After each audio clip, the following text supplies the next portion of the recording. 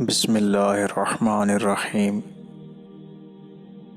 تصویر اور آواز کی دنیا کے ساتھیوں، آپ کی خدمت میں ہمارا دعا سلام عرض ہو۔ میں ہوں ملک ناصر اوان اور آپ دیکھ رہے ہیں المرجان وائس۔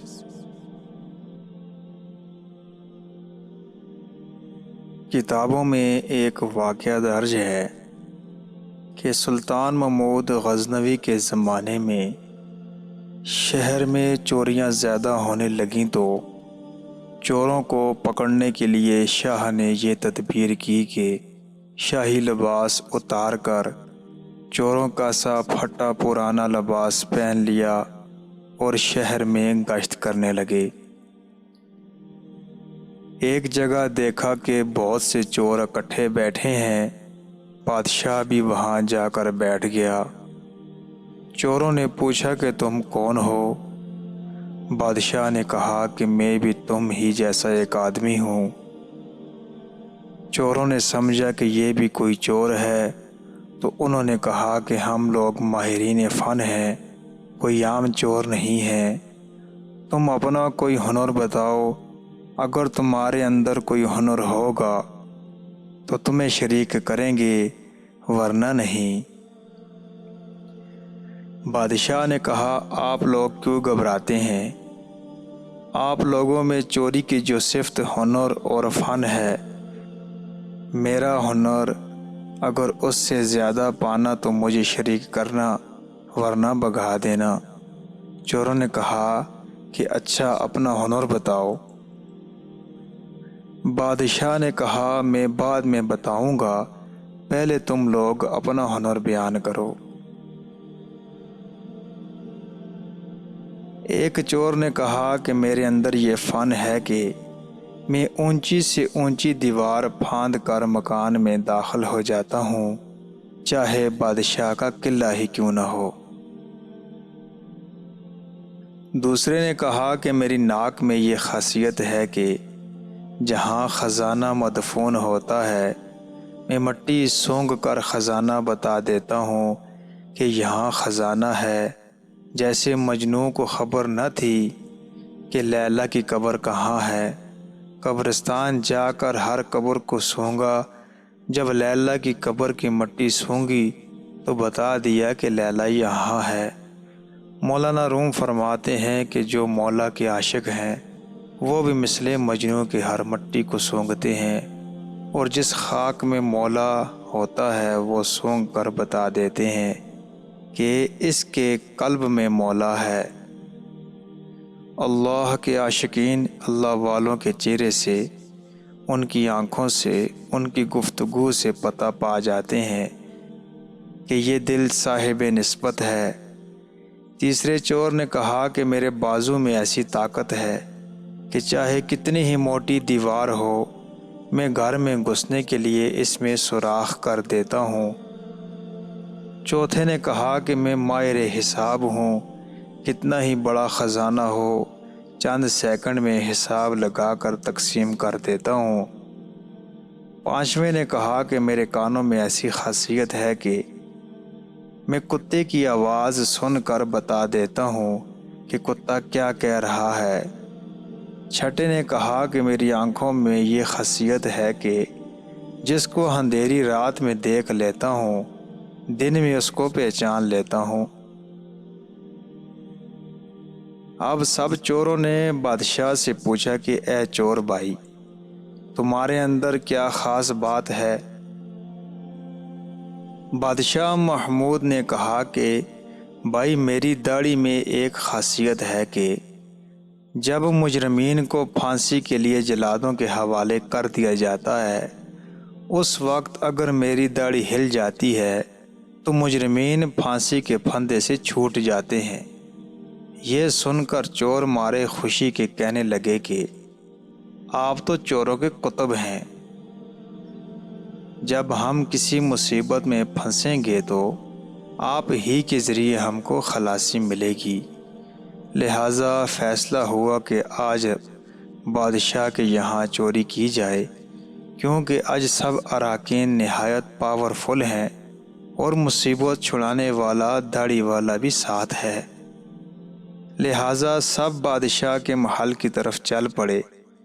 راستے میں کتا بھونکا تو کتے کی آواز پہچاننے والے نے کہا کہ کتا کہہ رہا ہے کہ بادشاہ تمہارے ساتھ ہے، لیکن چور پھر بھی چوری کے ارادے سے کیوں نہ باز آئے، بوجہ لالچ اور طمع کے، کیونکہ لالچ آنکھوں پر پردہ ڈال دیتا ہے اور عقل و ہوش کو اڑا دیتا ہے، جس سے ہنر پوشیدہ ہو جاتا ہے۔ مولانا رومی فرماتے ہیں کہ ہر گناہ اسی طرح ہوتا ہے کہ شہوت اور لالچ آنکھوں پر پردہ ڈال دیتا ہے، پھر برے بھلے کی تمیز نہیں رہتی۔ جانتا ہے کہ یہ آنکھوں کا زنا ہے، لیکن مغلوب ہو کر گناہ کرتا ہے۔ اسی لیے اس نے اسباب گناہ سے دوری کا حکم فرمایا تاکہ لالچ پیدا نہ ہو۔ لہٰذا بادشاہ کے یہاں چوری ہوئی، چوروں نے خزانہ لوٹ لیا اور جنگل میں بیٹھ کر ماہر حساب نے سب کا حصہ لگا کر چند منٹ میں تقسیم کر دیا۔ بادشاہ نے کہا سب لوگ اپنا اپنا پتہ لکھوا دیں تاکہ آئندہ جب چوری کرنا ہو تو ہم لوگ آسانی سے جمع ہو جائیں۔ اس طرح بادشاہ نے سب کا پتہ نوٹ کر لیا۔ اگلے دن بادشاہ نے عدالت لگائی اور پولیس والوں کو حکم دیا کہ سب کو پکڑ لاؤ۔ جب سب چور ہتھکڑیاں ڈال کر حاضر کیے گئے تو بادشاہ نے سب کو پھانسی کا حکم دے دیا اور کہا کہ اس مقدمہ میں کسی گواہ کی ضرورت نہیں، کیونکہ سلطان خود وہاں موجود تھا۔ اسی طرح قیامت کے دن اللہ تعالیٰ کو کسی گواہ کی ضرورت نہیں، کیونکہ جب تم بدکاریاں کر رہے تھے تو میں تو تمہارے ساتھ موجود تھا۔ لہٰذا اللہ تعالیٰ کو کسی گواہ کی حاجت نہیں۔ پھر قیامت کے دن جو اعضاء کی گواہی، زمین کی گواہی، فرشتوں کی گواہی اور صحیفہ اعمال کی جو گواہی پیش کی جائے گی وہ بندوں پر حجت تام کرنے کے لیے ہوگی۔ جب 6 کے 6 چور پھانسی کے تختہ پر کھڑے ہو گئے تو وہ چور جس نے بادشاہ کو دیکھا تھا اس نے پہچان لیا کہ یہ وہی بادشاہ جو رات کو ہمارے ساتھ تھا۔ وہ تختہ دار سے چلایا کہ حضور کچھ دیر کو ہماری جانوں کو امان دی جائے، میں آپ سے تنہائی میں کچھ بات کرنا چاہتا ہوں۔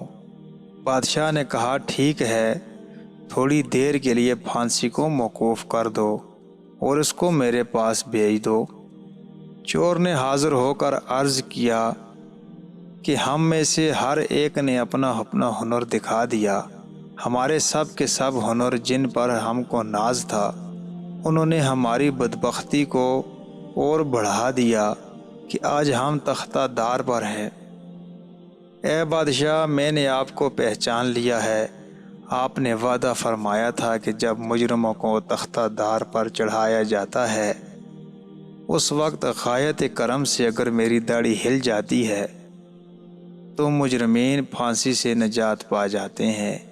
لہٰذا اپنے ہنر کا ظہور فرمائیے تاکہ ہماری جان خلاصی پا جائے۔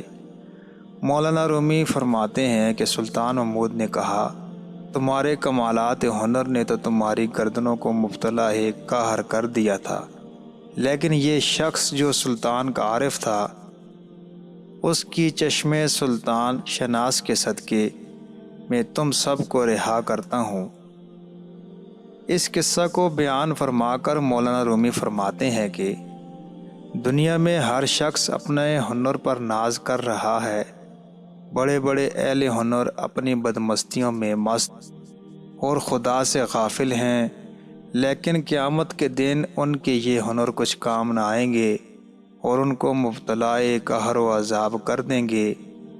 لیکن جن لوگوں نے اس دنیا کے اندھیرے میں اللہ رب العزت کو پہچان لیا، نگاہ معرفت پیدا کر لی، قیامت کے دن یہ خود بھی نجات پائیں گے اور ان کی سفارش گناہگاروں کے حق میں قبول کی جائے گی۔ ناظرین گرامی، آج کے قصہ سے یہ سبق ملتا ہے کہ ہمیں دنیاوی ہنر کے ساتھ ساتھ اللہ رب العزت کو پہچاننا بھی ضروری ہے تاکہ اللہ رب العزت کی ذات سے تعلق قائم کر کے آخرت کی نجات کا ذریعہ بن سکے۔